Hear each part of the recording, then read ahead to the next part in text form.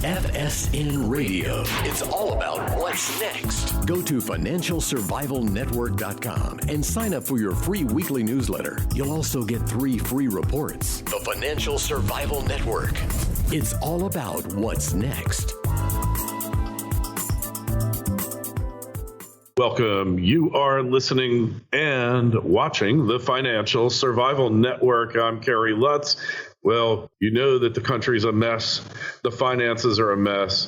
What is a dollar worth? What's it going to be worth? Massive inflation down the pike.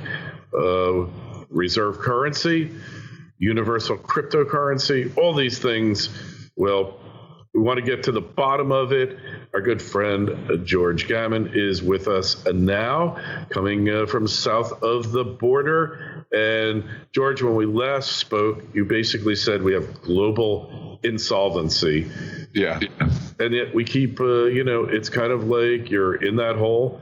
And the old saying, when you're in a hole, stop digging. But we haven't stopped digging. We've got in the excavators. We're got dynamite blasting out the rock. We're determined to make that hole go from the Federal Reserve in Washington down to China. You know, when you were a kid and you'd be digging and you'd say, your parents say, "What are you doing?" And you say, "Oh, I'm digging a hole. We're going to go to China." And, that's what the Federal Reserve seems to be doing here, isn't it? Yeah, it really is. I mean, what's very fascinating right now is there's a kind of, if you get into the weeds, there's a really strong argument for inflation. And when I say inflation, I'm talking about the CPI going up, the consumer prices. Yeah. And there's a good argument for the dollar going down on the DXY. There's also a very strong argument for the dollar. I don't know if there's a strong argument for as far as consumer price deflation, but as far as the dollar remaining strong on the DXY, there's which is just a dollar compared to a basket of other currencies. There's a very strong argument for that. But what's interesting is both of these arguments, I don't think anyone's ever heard of them. They're very esoteric, but they're fascinating. Well, one thing I was talking to Martin Armstrong, and he mentioned is he believes that the EU is going to basically get rid of the due date on their debt, turn it into perpetual debt, and they'll just pay you interest. And he believes that they're going to eliminate currency in Europe. And when you think about it, 70% of the physical currency of the United States actually resides outside the country. So if they pull this, and then if China really goes to a digital currency, and the U.S. is the only one with physical currency that in theory has value, we could debate that, but it's perceived to have value, that could mean a huge run up in the dollar, right? It could, but I think the United States is going to go to a digital currency as well. I just did a video on this, and the main problem they have is you know, many times, is the debt. The debt continues to increase for $4 trillion deficits. And even if you're someone in the MMT camp and say, oh, debt doesn't matter because we can create our own currency, you can, but even like the Moslers and Stephanie Keltons admit that although you can create a lot more additional currency, you have to have the goods and supply. The supply of goods and services keeping up with the money creation. So you're going to have a big problem. And especially right now when we've got supply chains decreasing, we potentially have deglobalization. The amount of supply of goods and services in the United States is going down. It's definitely not going up. So that would be challenging there. But my main point is you've got these $4 trillion deficits that are most likely going to be increasing. So you say, okay, well, how can the government get out of this problem? Well, number one, they could grow their way out technically. But what most people don't understand is the size of the private sector, Kerry, has gone prior to 1930 was about 90%. So 90% of GDP was generated from the private sector. Now it's all the way down to 60%. And that was as of 2010. I would assume now it's even lower because we've had a recession while you've had government spending go through the roof. So if you think about that, at a certain point, if the only source of revenue the government has is the private sector, and that private sector is shrinking, shrinking, shrinking, and shrinking, you take a thought experiment, take it all the way down to 1%. Well, there's no way that you could tax it 100% and it wouldn't matter. You're not going to be able to plug the hole with the deficit, so the debt continues to expand. So you really got to take growth kind of off the table. It's not realistic. So then you say, okay, well, what about taxes? We could increase taxes. Well, you kind of have the same problem where if the private sector is so small, you can tax it to oblivion. You're really not going to generate the revenue you need. But also, too, if you look at tax revenue, going all the way back to like the 1940s, if we have the highest marginal rate at 90%, we have it at 25%, 28%, you'll see it really doesn't matter much. It's always about 18% of GDP. And what really matters, though, are recessions. And unfortunately, because we've financialized the economy over the last, call it 20, 30 years, now the stock market's going up. Like in the late 90s with the dot-com boom, we see tax revenues go up. If it crashes, we see tax revenues plummet.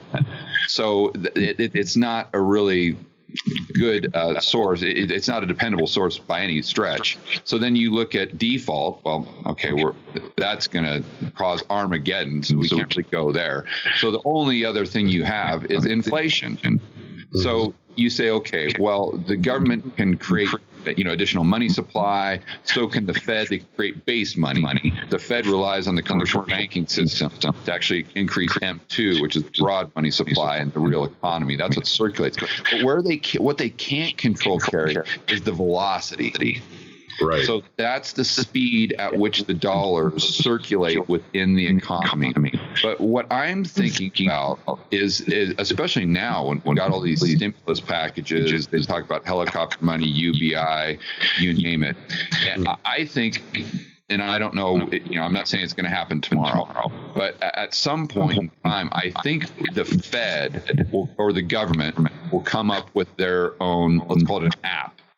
And in order to get the next round of stimulus checks, you need to have this app on your phone. And if you recall, that was one of the big problems that they had with the last stimulus package. It's very cumbersome. How do we mail it to people? How do we get it to their bank account? So with an app, you're just good to go. And then what that allows the Federal Reserve to do, especially if we come up with like a digital currency, we'll call it a Fed coin. So they ban cash. Now they have a Fed coin. And this could be the government or the Fed, doesn't really matter. But they just transfer those digits right onto your app. So let's say it's $1,000 a month. Yeah. Well, then if they wanted velocity to increase, all they'd have to do is say, okay, you got your $1,000, but you've only got 30 days to spend it. All of a sudden, you see velocity go. And if they want velocity to increase even more than that, you say, okay, you got 15 days to spend it. You see, so now they control it on that app. Basically, that gives them total control of not only M2 money supply, velocity, but also inflation. Yeah, totally. Well, one thing I want to point out that has not been discussed by the media or anyone else, they changed tax day from April 15th to July 15th. Now, I've been around a couple more years than you, George, but in researching this, the date, April 15th, is inviolate. This has never been changed before. Mm-hmm. That, to me, is as big an issue as the repo crisis, which arguably led us down this path that we're in now. We knew when that repo crisis hit that probably it was because a couple of large banks or hedge funds or both collapsed. They went bankrupt. And Chase pulled out all their money from the overnight repo market, and then it all went downhill from there. That idea of changing tax day, most people file their taxes electronically. Most people are wage earners. It made no sense to me. There's something deeper about changing tax day because it's as American as apple pie. It's the date everyone loves to hate. And they changed it. And I just feel like that's become a deadline of some sort. We're going to see July 15th. I don't know what it's going to be, but going back to what you said, tax revenues are way, way down because profits from companies are down, GDP is down, tax revenues are down. There's something that's going to happen here, very profound, because there's just no reason to put off tax day. They could go back to the TGA, Kerry. Yeah, maybe. Where they're trying to push it closer to the election so they can get more of a tax boost in revenue closer to the election. It goes back to our conversation before we started recording. That's very interesting. Yeah, I think nobody's mentioned it. It just kind of got stuck in there. And, it's like, oh, okay. But I'm telling you, I'm like 63. I've been filing taxes since I was 13 years old. Okay, 50 years. And I don't even know before. Maybe for Pearl Harbor, maybe they had deferred it then. But I don't find any incidents in history. Tax days changed over the years. Maybe 100 years ago when there was barely a tax, didn't matter. But now it's a national event that has been completely disrupted. So we have to keep our eyes open for this, George, to figure out what the plan is, because it's not just, they didn't just decide to do it. There was really no reason to do it. They're giving people all the money they need to pay their taxes. So why do it? It just, I can't reconcile it. FSN Radio. It's all about what's next. Things just sound so much better when you're earning money. Allow me to demonstrate. Take a listen to this piece of music.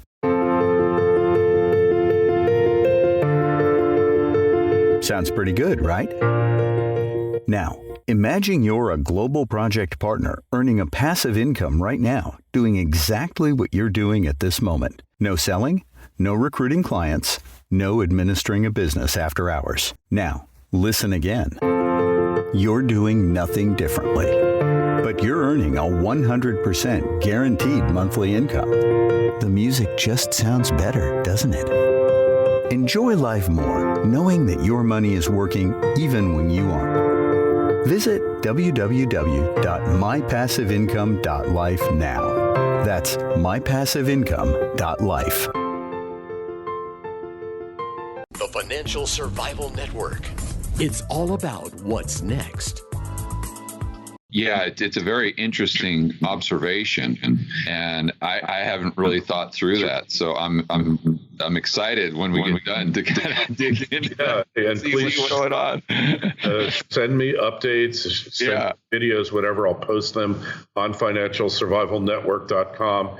You do one of the best jobs out there explaining exactly what's going on, because you dig under the hood and really see where the money's going or not going and where it's headed.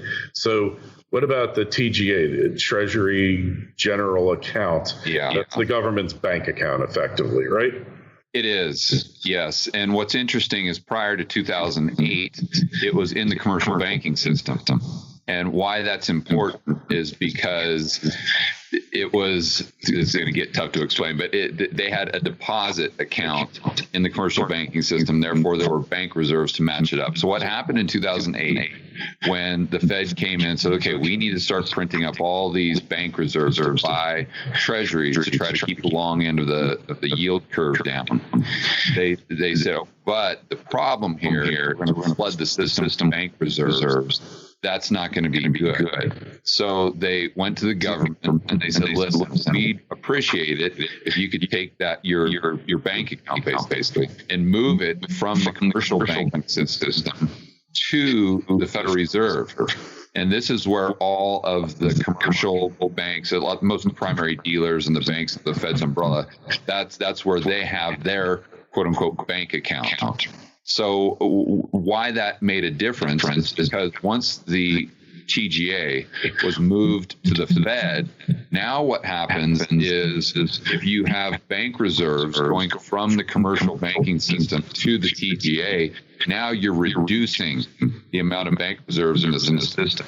Or if the TGA, if the Treasury spends money, you're increasing the bank reserves in the system. Prior to 2008, that wouldn't happen because it was already in the commercial banking system. So what happened, or just to give you some context, prior to 2008, the Treasury would generally have between $2 and $5 billion, billion with a B, in their account. Then 2008, it started to kind of go up and fluctuate. Maybe sometimes it'd get up to 10 billion, maybe 15 billion. Then Obama came on, it started to go back up. So then it would maybe get up to 50 billion. And then when Trump came in around 2016, it started to go way up and have these massive swings where it would skyrocket up to 400 billion. And then in 1 week, it would drop all the way down to 50 billion. So keep in mind, these are all bank reserves. And people may be saying to themselves, okay, well, what's the big deal? We got to think about this. QE3 was roughly $80 billion a month. So that means the Fed was creating $80 billion worth of bank reserves and increasing the bank reserves in the system by that much amount, or by that much per month. Well, if the Treasury is spending $100 billion in a week, that's quantitative easing. That's $100 billion of quantitative easing, and most people never really thought about it. Now, what's getting, I would call it scary. Backdoor QE. Yeah, backdoor QE, but also, Kerry, backdoor QT. So let's go back to the repo market spike in September of 2019. So if the Treasury or if the government wants the Fed to come in and provide more liquidity, all they'll do is withdraw the liquidity, the bank reserves, and then they'll say, okay, Fed, it's on you. You either let the whole system, it's like a game of chicken. You either let the whole system come crashing down, or you create more bank reserves. You want to keep that QT going? Got it. Yeah.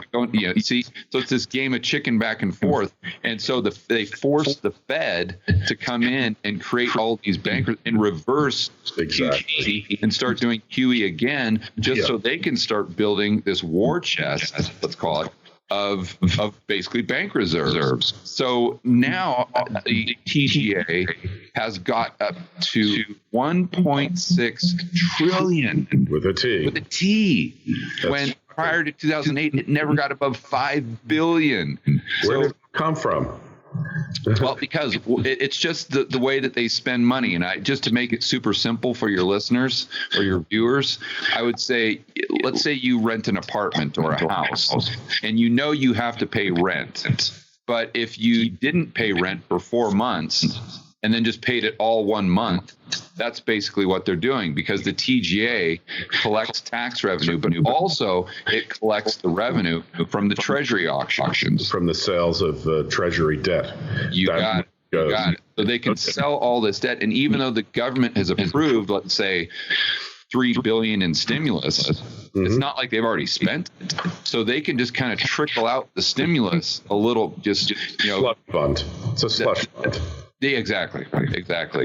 So you have it. That's how it can build up and build up and build up. So they're taking bank reserves out of the system, but right now it doesn't matter because the Fed is creating so many bank reserves, or QE infinity and everything they're doing for the virus, then they can allow it to get up. So basically what happens, and prior to the election, if they want to, the government can spend all this money into the economy and give the economy and the stock market, most likely, a sugar rush like we have never seen in our lives. The problem with that, of course, is number one, it's going to be a misallocation of resources, and in the end, it's going to make things far worse. But also, we're in a time right now when the supply of goods and services is decreasing.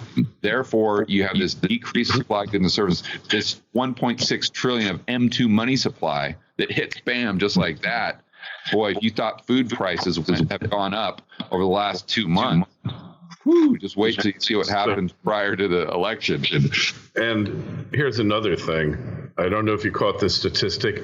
Something like over 100 million payments on debt, whether it's mortgages, credit cards, whatever, auto loans, have been missed since the shutdown. That headline just hit for a day and then it was gone. But that to me is pretty major. Absolutely. Well, it's huge. And you look at the savings rate has gone. I mean, the savings rate number, that's really tough because I think it's worse than the CPI number or any number the government gives us. If you look at the way they measure it, it's a joke. But if we just take it for what it's worth, it's gone up by 30% or so. So all these people are taking the money they would have spent on their mortgage or their rent, and they're either saving it or they're opening up a Robinhood account. Yeah. And they're buying shares of bankrupt companies. Or they're doing what that 20-year-old kid did who killed himself, and they're doing straddles and bull spreads, things that I don't really understand, honestly. I'm not a trader. But if you don't understand the trade, don't do it. And this can't work out well. So, I think we've given you a lot to chew over. I don't remember if it was 100 million or 160 million installment payments have been missed. And so people are just hoarding that money and just putting it into Robinhood, which we're in the Robinhood economy now. And none of this is going to end well. I just can't even imagine. I think we're due for another shock before the election, another contrived event that will blow our minds. It'll be far worse than what we've been looking at, because arguably what Robert Kiyosaki says, and caught your interview with him, is that the shutdown doesn't smell right. He said it smells fishy. And he said people have told him to shut up and not mention it. But it's a cover for the fact that the banking system, the global financial system, is completely bankrupt. I'm not willing to support that opinion now, but I do believe that if they were going to do it, this was the perfect diversion. Yeah, that's for sure. I mean, I try to focus more on kind of the plumbing and what's going on with the macro. And, but if you're trying to disrupt things, what's interesting, Kerry, I don't know if you've seen the documentary on YouTube about Richard Werner's book, The Princes of the Yen. I've not seen it. But. Yeah, you'd love it. But it's basically the kind of his version of the story of the crash Japan had in 1990, and how this massive asset bubble was created by the BOJ, and it was this kind of tug of war between the BOJ and their, I think it's called the Ministry of Finance. Right. Is what it was. And so his kind of hypothesis is that they wanted structural change with their economy. And this hyper bubble was actually created intentionally to crash the system, just to prompt change. And he's got all these high-level officials saying the only way to create structural change is through crisis. Yeah, and I think there's something to that. Yeah. Well, we will soon find out. Hopefully, this next event isn't going to happen, but be prepared if it does. Hey, George, where's the best place besides your YouTube channel? Where else do we connect with you on the web? GeorgeGammon.com or George Gammon on Twitter. My last name is spelled Gammon. First name just typical George. All right, excellent. Hey, and you guys out there, send us your emails to kl@kerrylutz.com. Do you think there's going to be another event? What about the deferment of tax day, which that would be like changing Christmas to government bean counters? It would be like if they changed Christmas to March 25th. It really is that profound. I want to know your opinions there, explanations for it, because it's a ticking time bomb, in my opinion. July 15th could be the event that we've been expecting. Anyways, financialsurvivalnetwork.com. That's our website. Sign up for the free newsletter. George, always appreciate you coming on. We'll talk to you again real soon. I appreciate it, Kerry. I look forward to it.